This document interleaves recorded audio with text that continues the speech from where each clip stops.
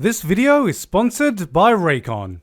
The art of critiquing has probably existed since the beginning of man, when one Neanderthal turned to another while looking at some of the very first cave paintings ever created and said, "Ooga, ooga, ooga, ooga, ooga, ooga," which roughly translates to, "Yeah, the light novel was better." Games, movies, books, all these mediums have a pretty fail-safe formula when it comes to reviewing. You play, watch, or read the title in question, then you give your opinion on it. Sometimes you can even add a little score at the end so you can give everyone a reason to skip your actual review and just summarize all your nuanced opinions into a single numerical value.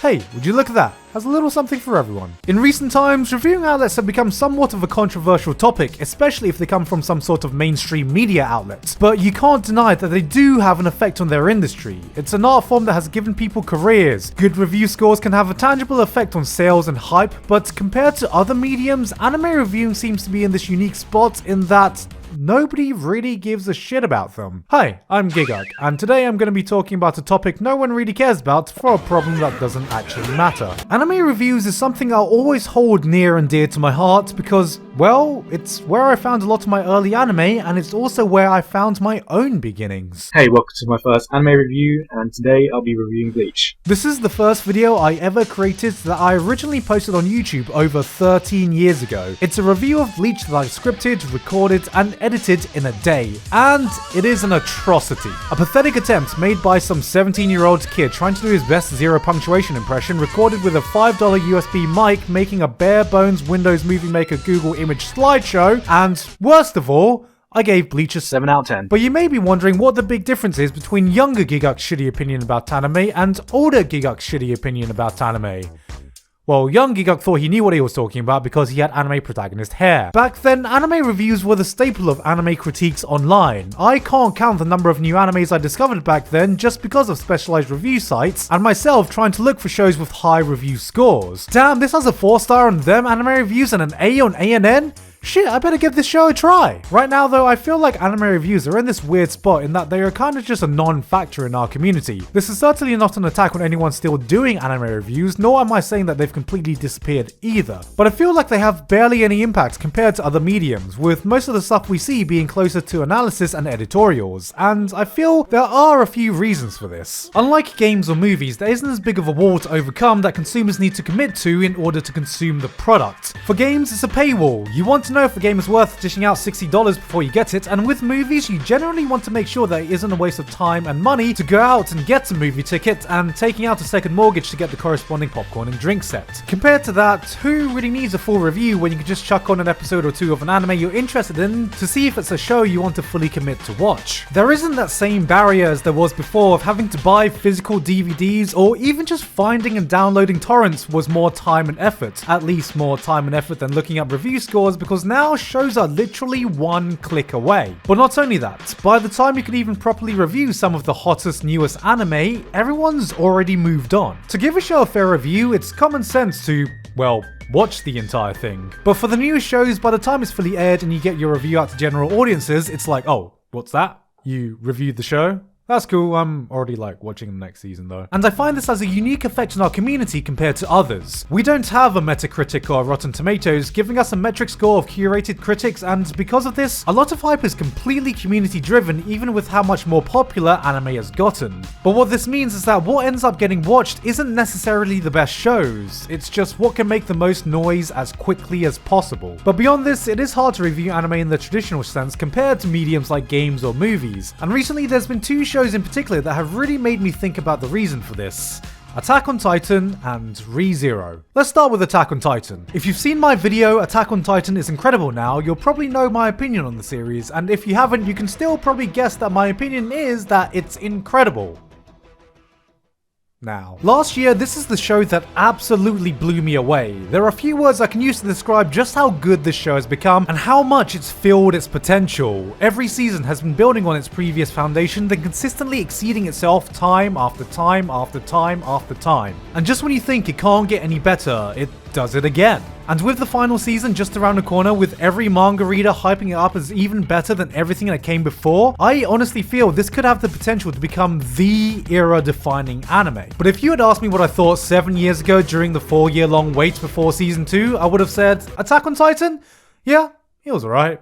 It was a fun ride, but that was pretty much it. I don't want to repeat myself too much from what I've already said, because there's also Re:Zero. Now, if you've seen my video, Re:Zero is no masterpiece, but it's still damn entertaining. You probably know my opinion on the series, and if you don't, you can still probably take a guess.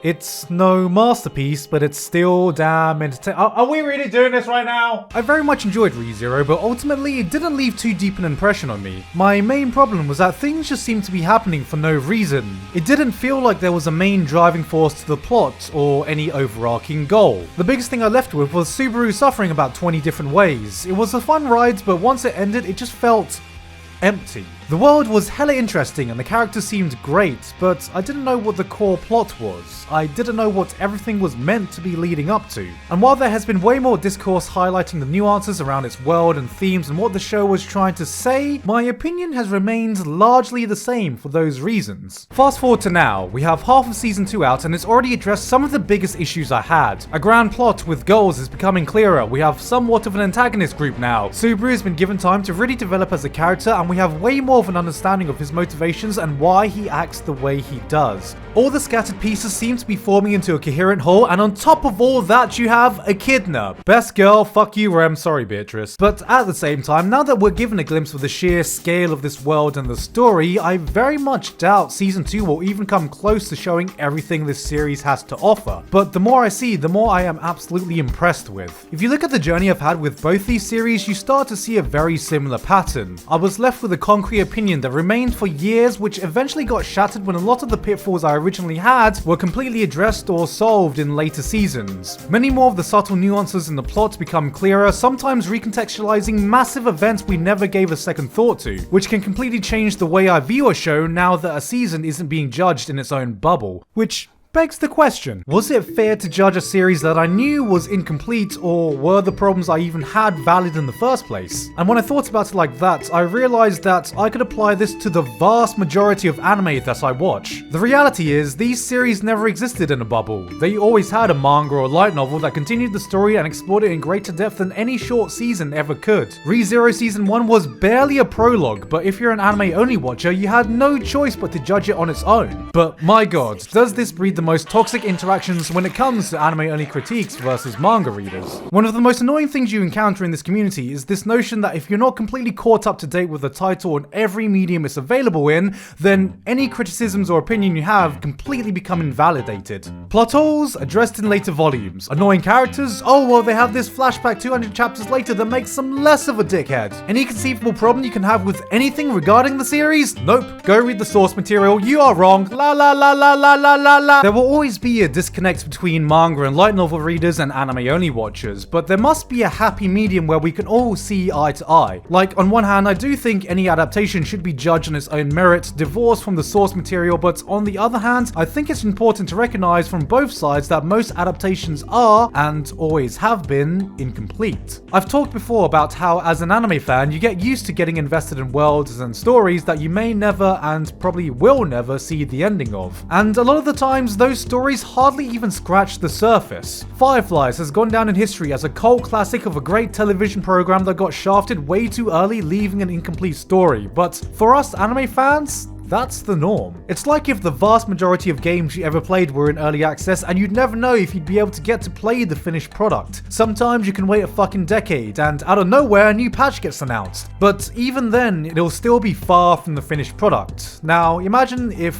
80% of every game you ever played was like that. Well, that's what it's like to be an anime fan. And it probably always will be, as a lot of these shows are just seen as glorified advertisements for the source material. Maybe anime fans and manga readers were destined to never see eye to eye. Maybe traditional review outlets were never meant to be a big part of our community. I just find it funny how despite anime is growing closer to mainstream every year, this is one of the big differences that seems to remain. Look, I don't want you to get the wrong idea about everything I've said. Am I trying to say that every review on Mao is essentially worthless? Yes. But that's okay, because it means all our reviews are as worthless as each other. I'm kinda glad there's no centralized critic or media outlets, and all the hype is for the most part community driven. We may have people's opinion who you listen to and trust, but that's likely because it was built up over time, rather than just because they were paid by an organization, and that just means the focus on our community isn't to find the most highly respected and acclaimed anime, but just the shows that resonate with you and your taste. Because if there's a medium for every taste,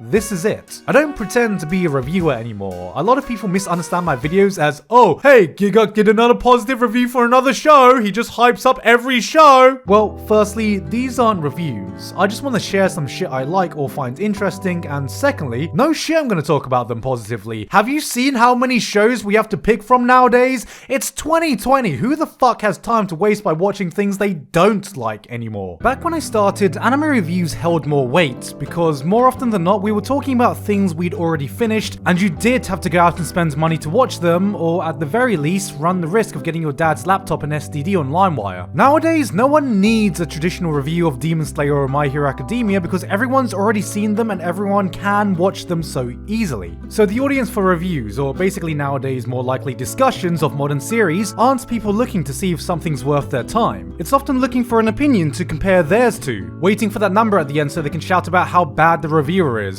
Or, let's be real, waiting for that sweet old validation, baby. Yeah, that's right, you know what I mean. Have no fear, your opinion's correct. Someone on the internet told you so. Did you hear that, Mom? Maybe you know what it feels like one day, Symphogear fans. In conclusion, I guess what I was trying to say is, this video is kind of stupid. 4 out of 10. Go read the manga for full context. Hey guys, hope you enjoyed that video. I just want to give a quick thank to the sponsor of today's video, Raycon. Look, you're not a guy who skips anime OPs, are you? If you'd like to listen to your anime OPs and listen to your other anime music on the go, then Raycon earbuds are the perfect thing just for that. They are half the price as most other premium earbuds on the market while sounding just as good. They give you 6 hours of playtime, seamless Bluetooth pairing, more bass, and a more compact design for a comfortable noise isolating fit. This is the model I have. It's the everyday E25 version. So look, you can see here they're available in a wide range of colors which you can get on their website. Okay, I'm gonna be real with you for a sec. These are actually my second pair of Raycons. I left my first pair in my jean pockets and accidentally put them in the wash, but I like these so much that I had to get myself a second pair. And if you're just looking for something casual and easy to use, then I really can't recommend this more. So if you want to give these bad boys a go, you can click the link in the description or go to buyraycon.com/Gigguk for 20% off your purchase. That's buyraycon.com/Gigguk for 20% off. And now is the best time to get them because this deal is only offered for a limited time. And yeah, that's just about it. I'm gonna be real, I'm really tired as I'm filming this right now, so I am just gonna keep it quick and simple. That was the video, hope you enjoyed it. I've been Gigguk, and I will see you all next time. I'm fucking dying inside.